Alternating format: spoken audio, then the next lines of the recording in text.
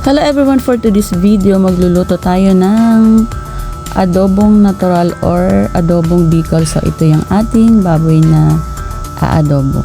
Syempre dahil natural lang, wala yang toyo. So ito na lang yung mga sangkap na gagamitin ko. Yan, maraming bawang at paminta, asin, laurel at pampalasa.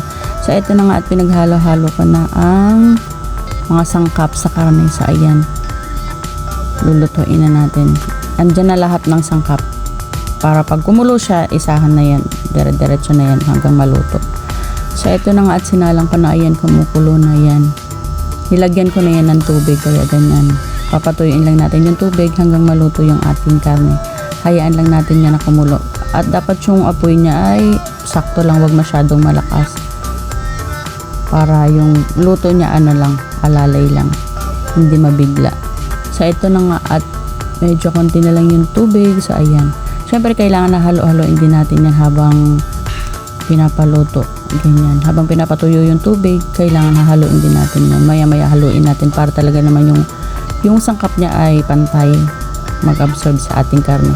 So, ito na nga, atuyo na yung tubig at yung bumubula-bula na yan ay mantika na yan ng ating karne. So, ayan. Depende sa inyo kung gusto nyo yung toasted o ganito lang. Depende sa inyo. Basta kami kasi gusto namin toasted, kaya ganito. As in talagang muntik na maging chicharon. So ayan, yung na yan, mantika na yan. So ito na nga, tinanggal ko yung mantika at syempre pag ganito na ako nilalagyan ko yan ng suka. So yan, konting suka lang nilalagay ko dyan. Pero depende yan sa inyo kung lalagyan nyo o hindi.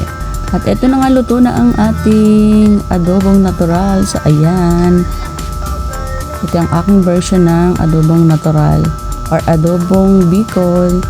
So, kainan na. Ito ang ating ulam for today. Thank you for